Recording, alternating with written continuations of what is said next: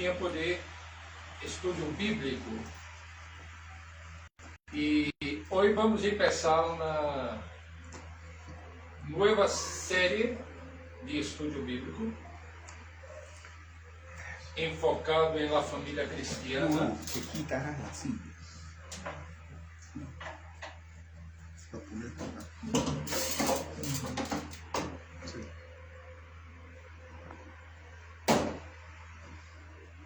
Y ahora la mano.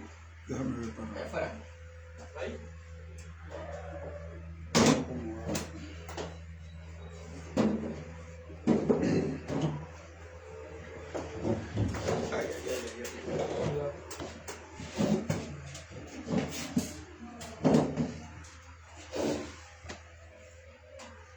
Ahora sí.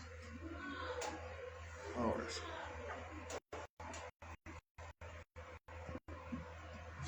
Na classe de hoje vamos tratar do tema da imagem de Deus no ser humano.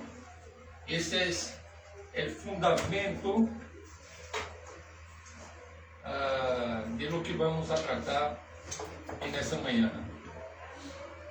Bueno, como falei há pouco, é uma série acerca da família cristiana. Necessitamos mirar as escrituras outra vez.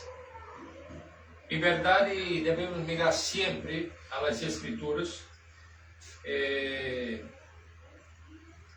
para saber o que diz as escrituras acerca deste tema.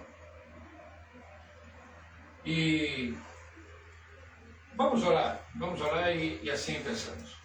Padre Santo, graças por essa manhã, graças por a oportunidade que temos de, uma vez mais, estarmos juntos aqui para estudar tu palavra.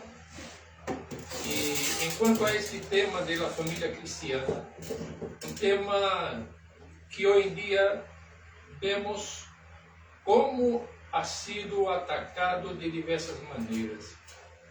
Pedimos tu graça para mirar as escrituras e ver o que dizem as escrituras acerca da família, acerca do homem e da mulher. Pedimos a Deus que, através de tu Espírito, o Senhor nos guie neste estudo e nesta manhã. Em nome de Jesus. Amém. Em nossa época atual, nós enfrentamos duas perguntas fundamentais que han sacudido os cimientos da sociedade ocidental. A primeira pergunta é: ¿ha muerto Deus? E a segunda é: ¿ha muerto el hombre? Há mais ou menos 50 anos que a revista Time planteou a primeira pergunta, refletindo uma tendência teológica de aqueles dias que havia estado desarrollando-se durante décadas. E esta teologia da morte de Deus não só questionava a existência de Deus, sino que preparava o terreno para uma reconsideração radical da natureza humana. Mira, o que vemos hoje não ocorreu de la noite a la mañana. O terreno vem sendo preparado para a desconstrução da natureza humana, como vemos hoje. E durante os últimos 50 anos, a ideia ou a concepção tradicional da humanidade ha sido profundamente questionada. E hoje em dia, todos nós somos testigos disso. Se antes a humanidade era entendida à luz de Deus como seres criados à sua imagem, com propósitos espirituais definidos, hoje predomina uma visão onde o ser humano é visto como um produto del azar, sem origem divino, nem destino transcendente, sem propósitos. E a humanidade já não é vista como a criação de Deus, sino como uma pizarra em branco, algo também afetado por a ideia evolucionista, sem guia divina em sua formação. E essa transformação ha generado uma confusa mescla de perspectivas. E a visão predominante em vários círculos intelectuais sugere que somos essencialmente pizarras em branco, ou que a identidade humana, a natureza humana, ela é construída socialmente. Ou seja, a ideia de que a identidade humana não são identidades fixas, nem estáveis. É uma identidade que cambia a partir de la concepção que uno tem de si mesmo, ou seja, de uma autopercepção. E segundo esta concepção, nenhum código ou doutrina deve modelar-nos, mas que nossas próprias concepções individuais.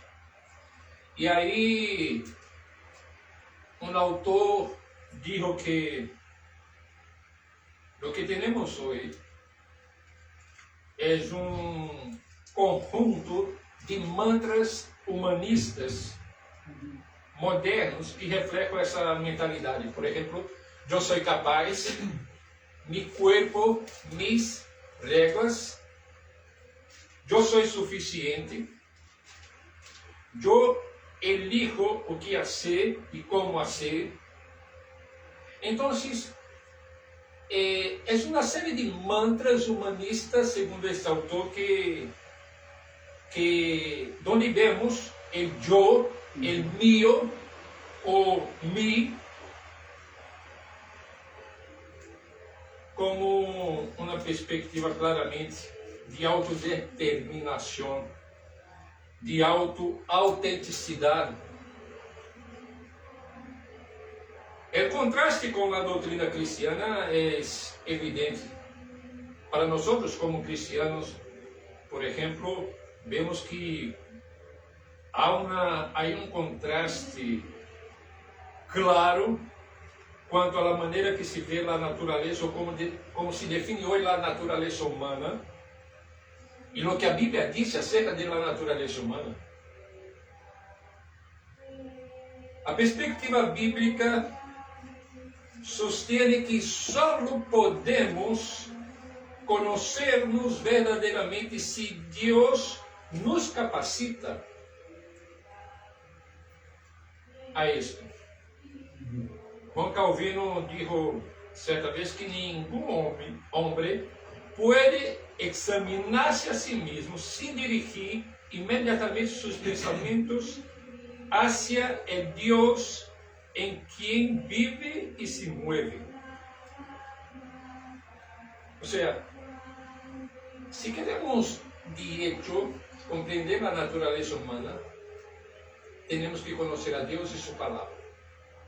Este é o princípio fundamental. O tema que temos hoje diante de nós é que a sociedade como um todo quer definir ou redefinir a natureza humana a partir da perspectiva de uno mesmo e transformando esse tema em um tema político. Pero para conhecer a Deus e suas intenções para a humanidade, devemos começar onde a Escritura empieza. Devemos começar em Gênesis 1 e 2. E aí, vamos então ler capítulo 1, a partir do versículo 26. Dios. Apenas o versículo 26 e 27. Quem encontrou pode ler, por favor. Sí, entonces dijo Dios, hagamos al hombre a nuestra imagen, conforme a nuestra semejanza, y señoree en los peces del mar, en las aves de los cielos, en las bestias, en toda la tierra y en todo animal que se arrastra sobre la tierra. Y creó Dios al hombre a su imagen, a imagen de Dios lo creó, varón y hembra los creó. Ok. Aqui temos a afirmação bíblica de que Deus criou varão e hembra. Pero además disso, o texto põe que este varão e hembra tinham propósito. Deus havia estabelecido, no verso 26, a responsabilidade destes seres humanos: senhoreiem em los peces del mar, em las aves dos cielos, em las bestias, em toda a terra e em todo animal que se arrastra sobre a terra. Foi no sexto dia quando Deus hizo ao homem, justo antes de descansar. Havia criado os cielos, a terra, o sol, a luna e uma espetacular diversidade de seres vivos. Sin embargo, a obra maestra, ou como uns falam, a cúspide de sua obra, não era nenhum de estes elementos, senão a humanidade. O único ser hecho a la imagen e que levava a semelhança de Deus mesmo. A humanidade é a obra maestra da criação de Deus. É esta cúspide da obra de Deus. E essa é a palavra de Deus, a que engendra o homem e a mulher. Ou seja, a Bíblia empieza ponendo as coisas em seu devido lugar.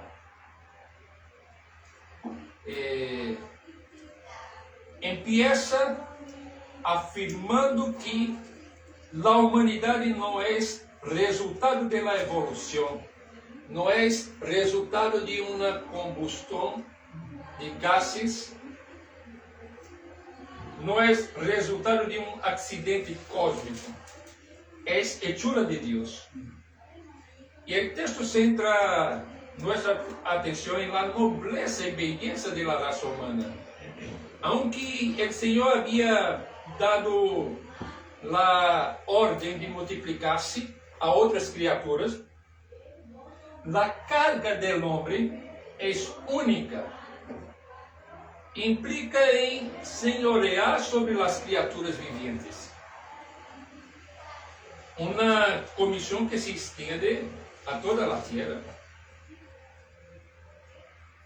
Mira, o que vemos aqui é que a humanidade... Há outro aspecto importante nesse princípio que vemos aqui em Gênesis. Não só no aspecto da nobleza e beleza da raça humana, por haver sido criado a la imagem e semelhança de Deus, pero aqui também, de princípio, estabelece uma distinção fundamental. A humanidade não é Deus, é uma mera criatura, aunque seja a cúspide da obra de Deus, não é Deus, pero uma criatura com um mandato ilimitado e um potencial explosivo, hecha para mostrar a Deus ao mundo que Ele havia formado. E as primeiras palavras bíblicas, então, sobre a raça humana definem o primeiro homem e a primeira mulher em termos teológicos, não em termos sociológicos, culturales, políticos, sea lo que sea. Pero las primeras palabras bíblicas sobre la raza humana definen los primeros seres humanos en términos teológicos. En términos teológicos. O sea, lo que pasa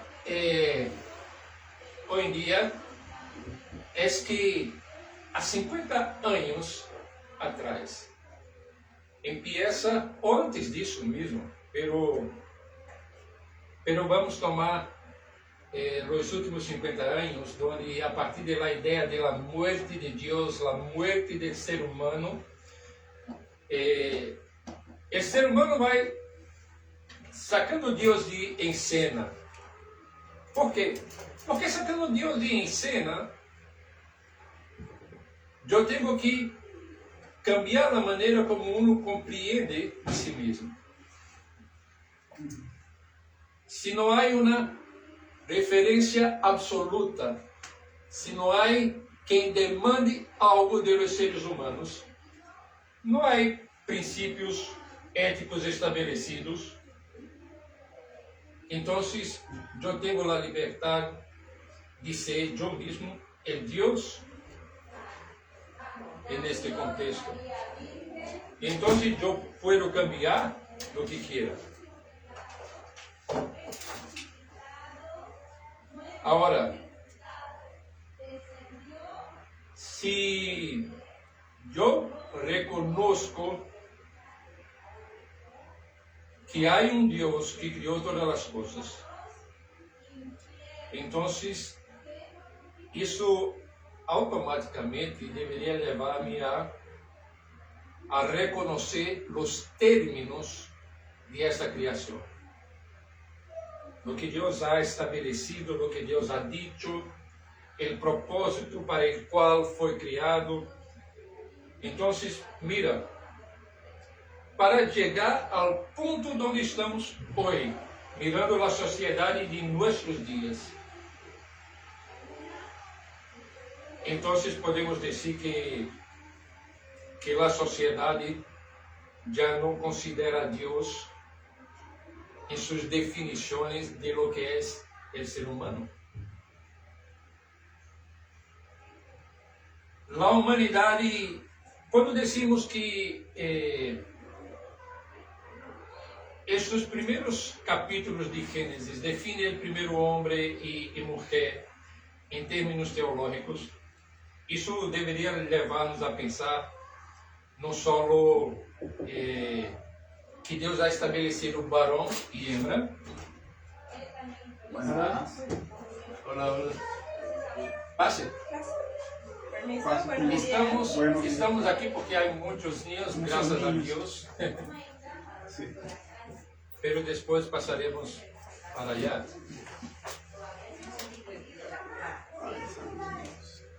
Então,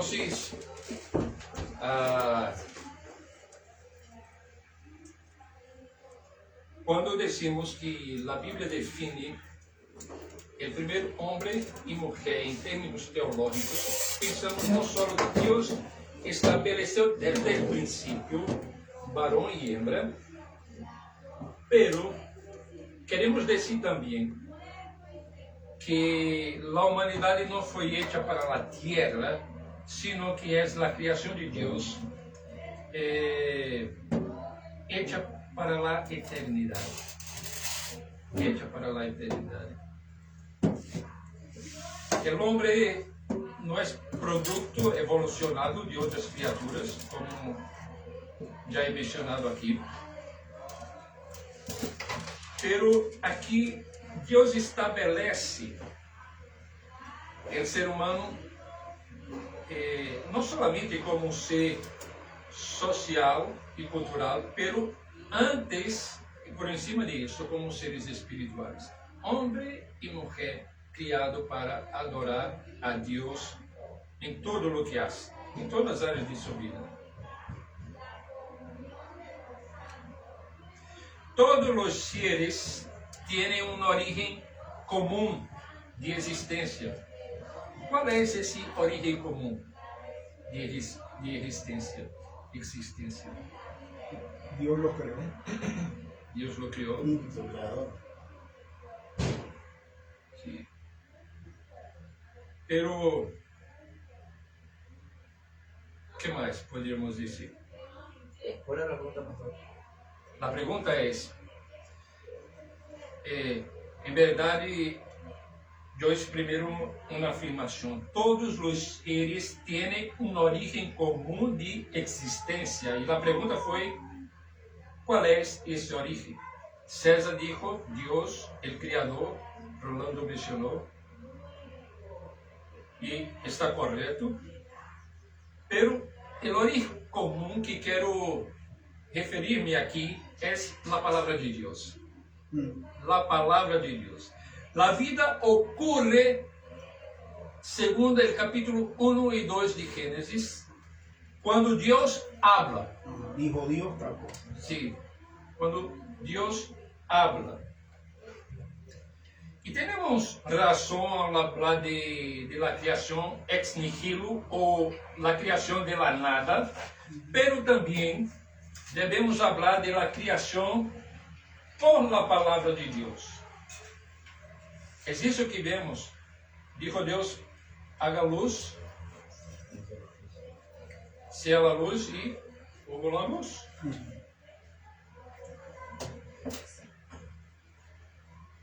Y Pastor, y una cosa que yo estaba pensando mientras usted hablaba es que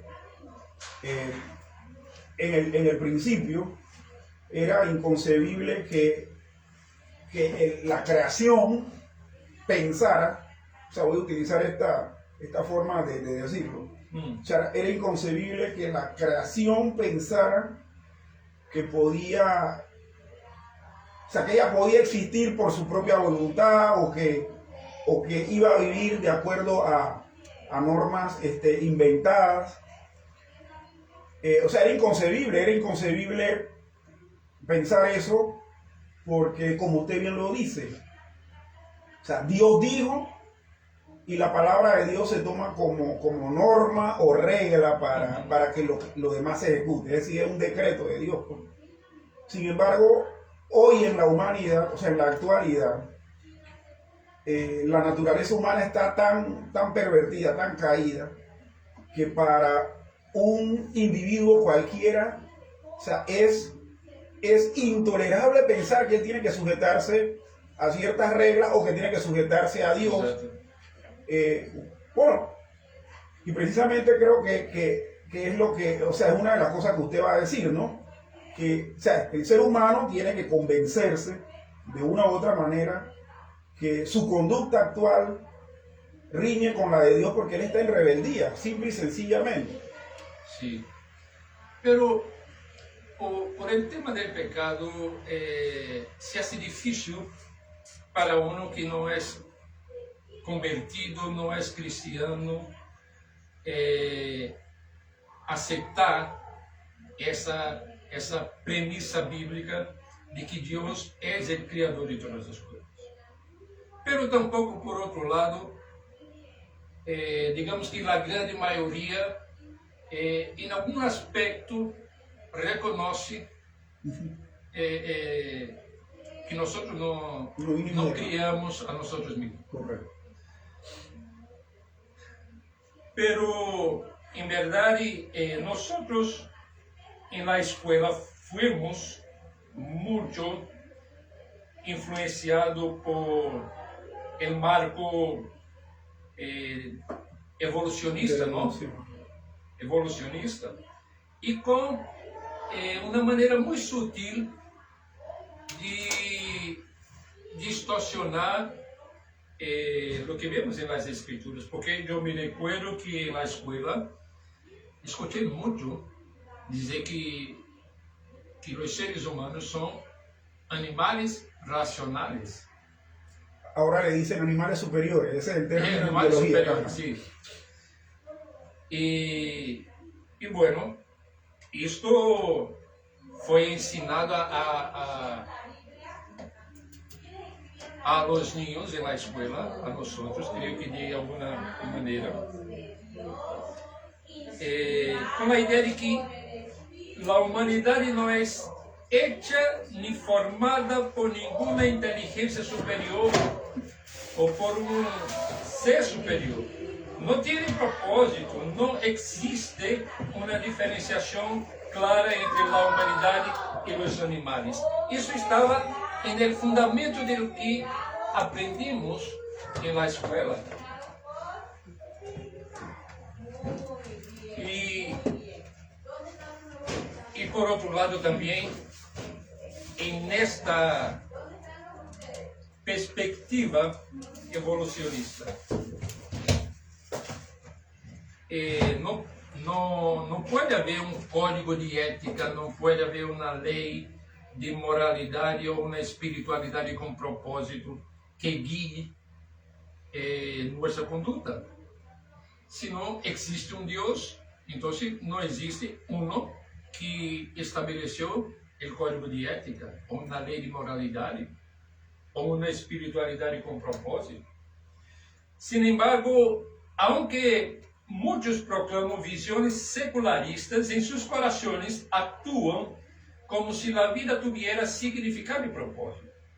Ou seja, amam a seus filhos, trabalham duro, se sacrificam sem benefício discernível, cuidam a seus padres enfermos. E por que fazem isso? A razão para este comportamento é que a humanidade foi hecha por Deus. Não somos polvo em el viento, nem meros átomos chocando, somos portadores da imagem de Deus. E por isso, aun que abrimos nossas bocas, muitas vezes para dizer que Deus não existe, vivemos de uma maneira que refleja que Deus existe. Claro. Buscamos, de alguma maneira, satisfazer o desejo de adoração. Fomos criados para adorar. Por isso que o ser humano, por isso que quando miramos o mundo, há tantas religiões, porque há algo em nossa natureza que indica que fomos criados para a adoração. Pero, se estamos perdidos por causa do pecado, vamos adorar qualquer outra coisa ou pessoa, aunque a vezes queremos rechazar completamente a ideia de um Deus que ha criado todas as coisas e que governa sobre todas as coisas. Vamos a ler Gênesis capítulo 2, el versículo 7.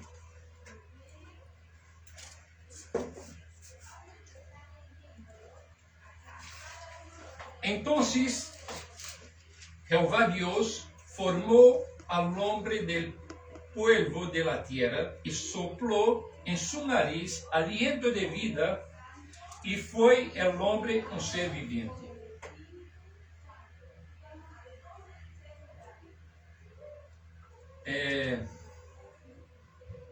El momento en que Adán cobra vida es misterioso y llama mucho la atención. El Señor primero forma el cuerpo del hombre del polvo de la tierra y luego sopla vida en él. Y no es la intención de la acción divina.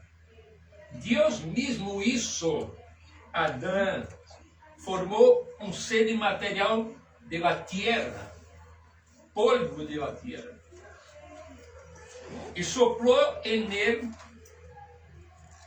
el aliento. Y la forma del cuerpo humano refleja esta interacción con el Criador. com fossas nasales para receber o aliento divino. E é só quando Deus soplou neste corpo físico que o homem se convirtió em um ser viviente. Distinto, não? De los demás seres vivos.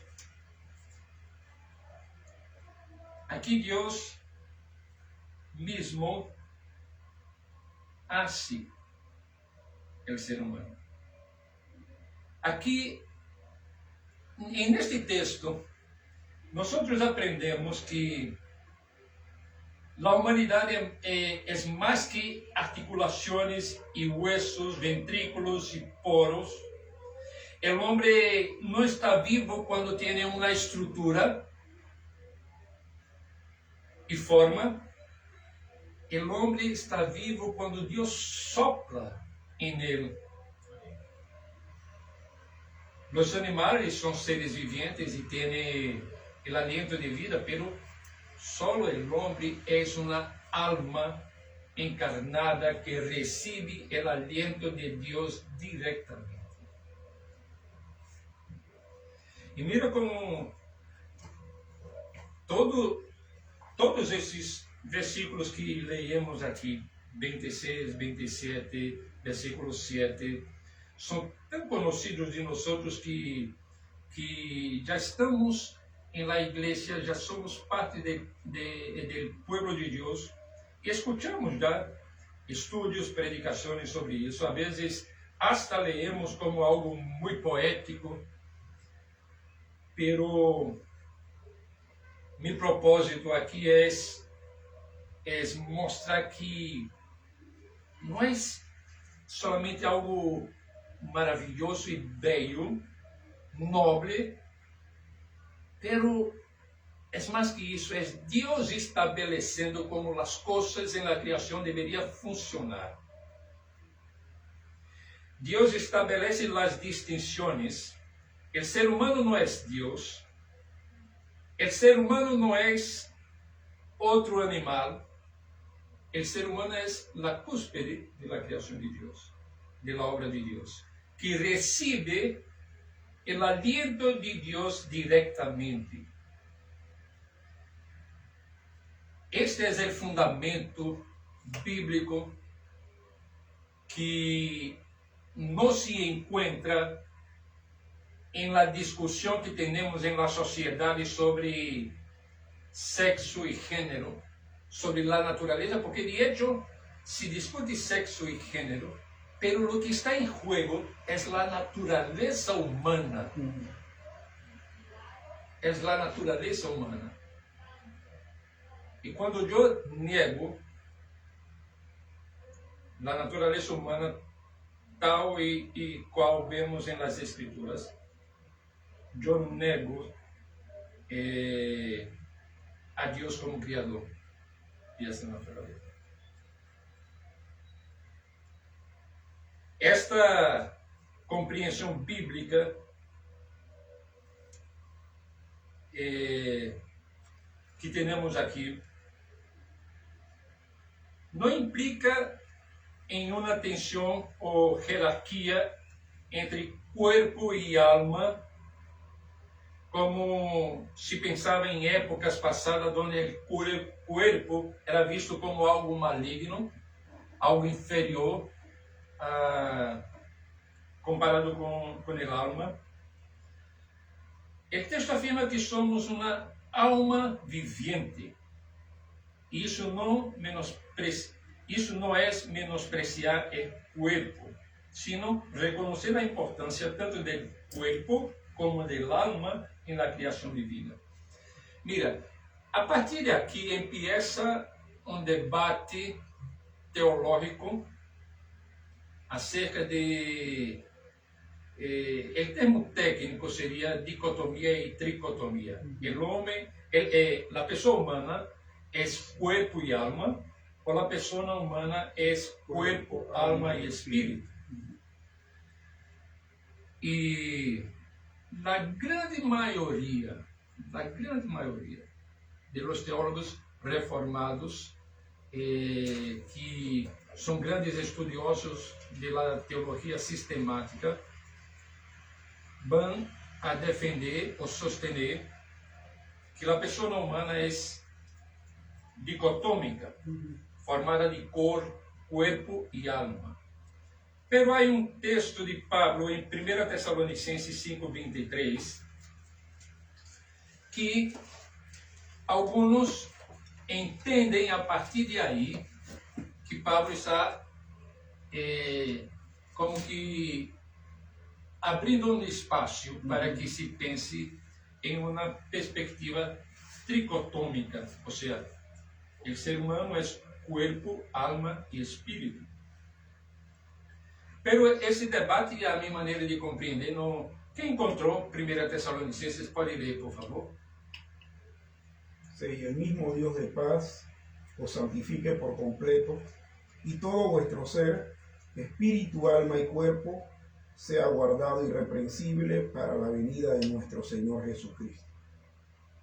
Ok, graças.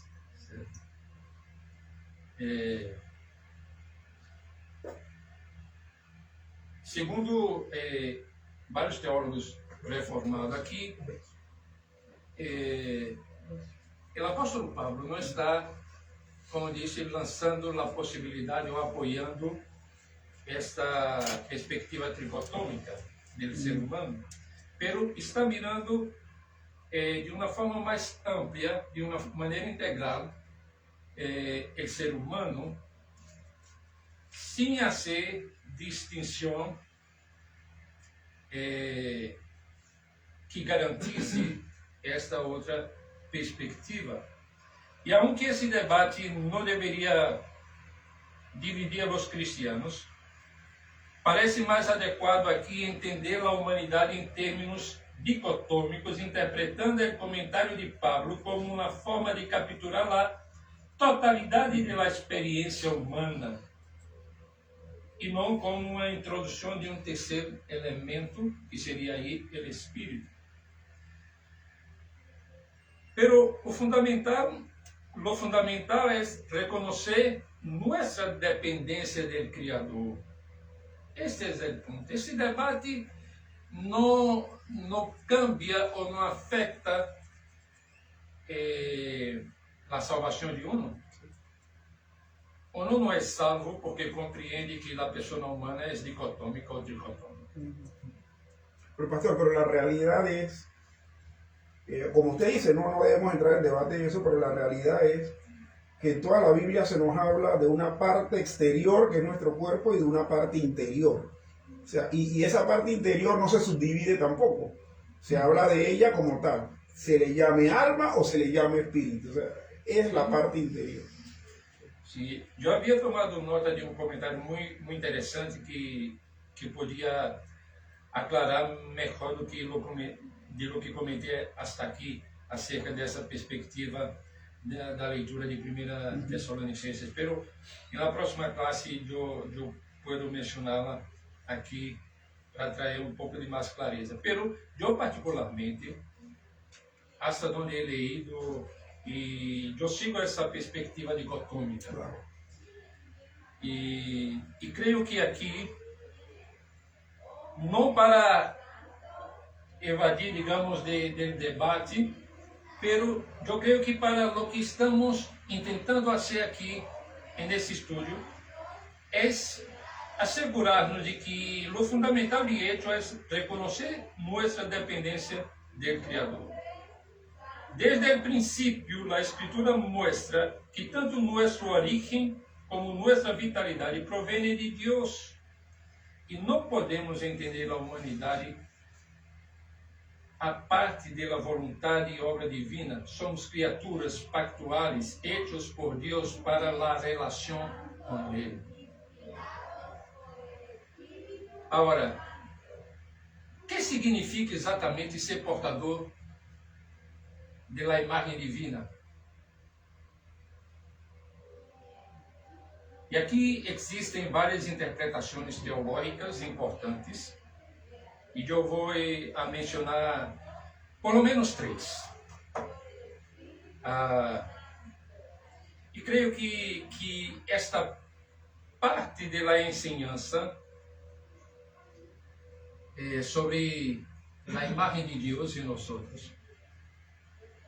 pode parecer e às vezes carga um tono mais filosófico de la reflexão, pero não significa que não podemos pensar ou considerar as implicações desta imagem no ser humano. Por isso que eu vou tentar livrar esse tono mais filosófico aqui, só para que pongamos lá atenção em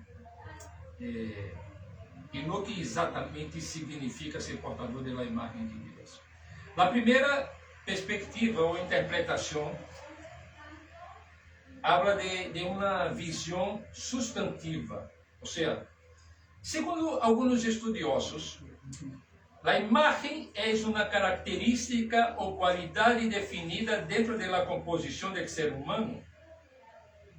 E aí Calvino sugeriu que o principal assento da imagem divina era a mente, onde florescia e reinava a inteligência perfeita, com o corpo formado para sostener-se em Deus. Então, mira, nessa perspectiva, o ponto é a mente, a racionalidade. Ou seja, portar a imagem de Deus nos leva a pensar em que somos seres capazes de pensar. Temos uma racionalidade distinta que não encontramos em outros seres vivos. Somos seres reflexivos. Sim, exatamente. A segunda visão é a visão relacional. Ou seja, segundo teólogos como Karl Barth, por exemplo, o homem por ser portador da imagem de Deus, o hecho de que o homem seja portador da imagem de Deus lo capacita de maneira única para a relação. E a ideia desse teólogo é que quando Deus decide criar o ser humano, Deus disse: hagamos ao homem a nossa imagem. Então, o argumento desse autor, desse teólogo, é que assim como as pessoas da Trindade compartem relação entre si, a humanidade experimenta o que significa ser imagem de Deus através das relações. Então, temos a capacidade reflexiva, temos a capacidade de relação, e a terceira visão é representativa. E aqui, os que propõem essa maneira de entender a imagem de Deus no ser humano, há um teólogo excelente, o Greg Beale, que ele conecta o sentido da imagem com a ideia de governar a terra. Ou seja, esse teólogo ele conecta isto com a prática de los antigos reis de colocar imagens de si em terras lejanas para representar sua presença soberana. E um teólogo, creio que mais conhecido de nós, o Anthony Beckman, concorda com esse argumento de que o homem foi hecho para reflejar e representar a Deus como embaixador. Mira, essas três perspectivas, uma não exclui a outra. Então, a ideia é entender que, como portador da imagem de Deus, o ser humano é capaz de refletir, sobre o que vê, é capaz de relacionar-se e é capaz de representar a Deus en el mundo. Foi criado para isso. A imagem, então, não é uma qualidade que pueda aumentar ou diminuir em uma pessoa humana. Não depende da racionalidade, do estado físico ou das relações pessoais.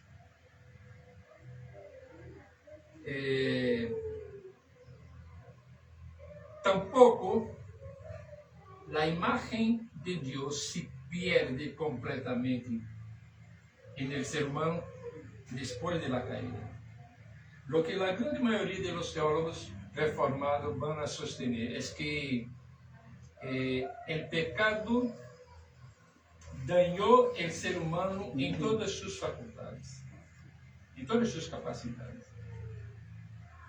Con esto, los teólogos no quieren decir que después de la caída perdemos por completo la imagen de Dios en nosotros. Una vez en una clase, un alumno me tomó como 30, 40 minutos de la clase hablando y sosteniendo la idea de que el ser humano había perdido completamente la imagen de Dios en sí mismo después de la caída.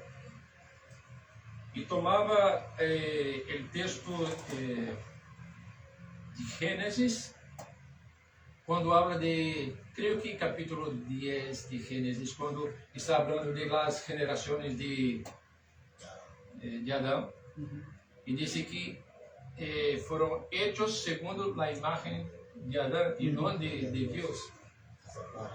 Pero habla de, este texto habla mucho más de la semejanza quanto à natureza caída, Claro. do que de la digamos, de la essência da natureza humana. Pastor, Bueno. ahí, por ejemplo, en el caso mío, me gusta más la palabra, bueno, a mí, pues, corrupción. O sea, ¿por qué? Porque yo lo asocio con algo que se corrompe, como, o sea, algo que se va dañando poco a poco. Como por ejemplo el metal cuando se corroe o se oxida, él va perdiendo parte de su materia, ¿no? Entonces asimismo el ser caído perdió, o sea, va perdiendo o se le dañó o se le corrompió a lo largo de la historia la naturaleza esa que reflejaba a Dios. O sea, está ahí, pero se ve mal. Se ve mal. ¿Por qué? Porque está corrompido. Exatamente. Mira, eu estou caminhando para concluir esta classe. Já passamos 7 minutos. E eu queria solamente fazer uma consideração mais para chegar ao final.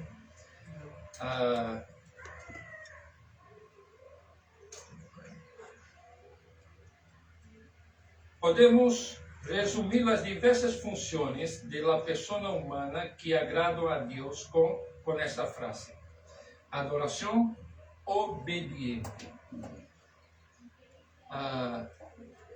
Estamos falando de la imagem de Deus em nós. E como parte desta imagem, somos seres criados para adorar. Temos este elemento espiritual. E buscamos fazê-lo, aunque de maneira imperfeita. Agora, Cristo é a verdadeira imagem de Deus, como leemos em Colossenses 1:15, é o exemplo perfeito de lo que significa a imagem de Deus en el hombre. La obediencia de Cristo se estabeleceu como lo estabeleceu como quem era, pero Jesús obedeceu ao Padre por quem era. Ou seja,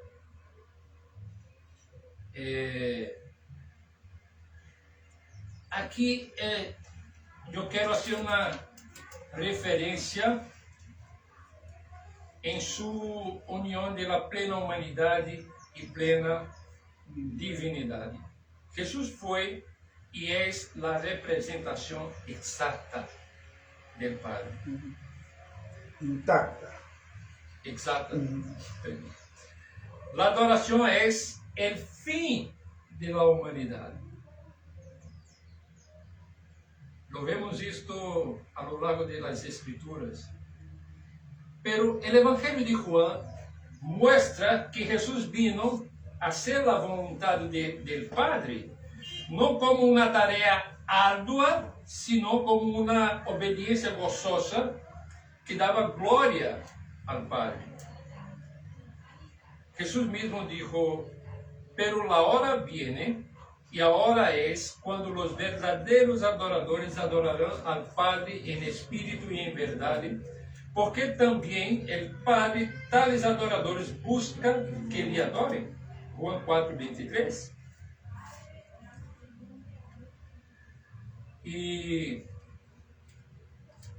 vale dizer aqui que a adoração não é só uma atividade eclesial com a alabança, com música, sino a dedicação de todas nossas faculdades e, como se diz, energias ou energias? Vitalidade. Energía. Energia.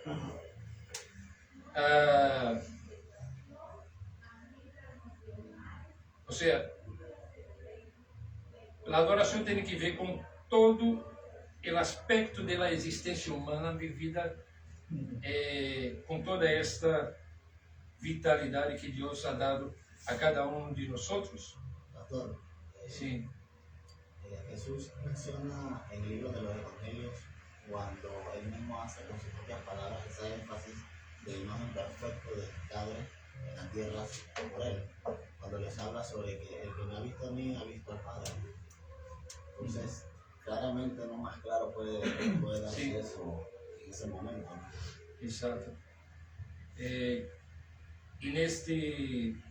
Nessa referência, Cristo habla de si mesmo como Deus, não? Exato. Eu quero terminar com o texto de Romanos 12, versículo 1. Vamos a ler.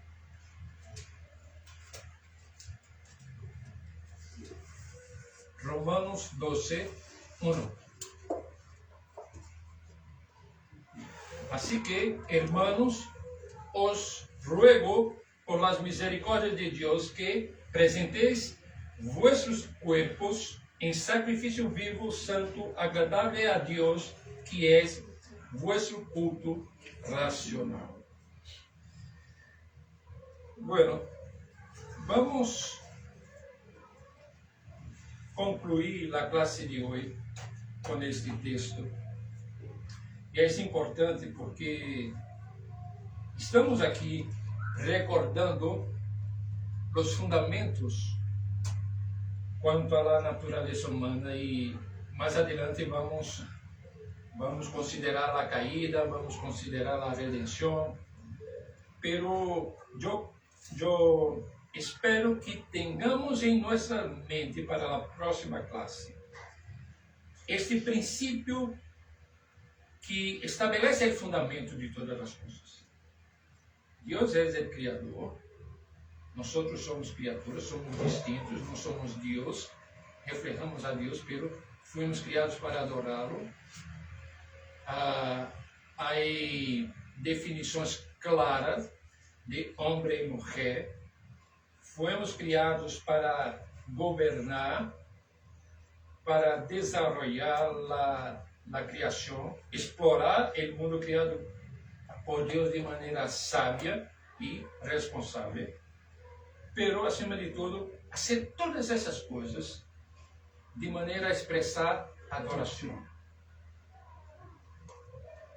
e assim uma adoração obediente que glorifique a Deus. Eu vou pedir a José que ore por nós para concluir esta escuela dominical. Oremos. Amado Padre que estás en los cielos, Señor, venimos delante de ti en el nombre de Jesucristo, agradeciéndote por este tiempo, este pequeño estudio que el pastor nos ha traído. Amado Padre, que podamos continuar meditando en este tema, Señor. Señor, que tú en nuestros corazones pongas la necesidad, Señor, de adorarte como a nuestro Creador y que tengamos en claro, Señor, nuestro lugar como criaturas y como súbditos tuyos, Señor. Amado Padre, bendice a cada una de las personas que se encuentran aquí y prepara nuestros corazones en estos momentos para el momento del culto y la predicación. Todo esto te lo pedimos, Padre, en el nombre de Jesucristo. Amén. Amén. Amén. Bienvenidos, es un gusto tenerlos aquí.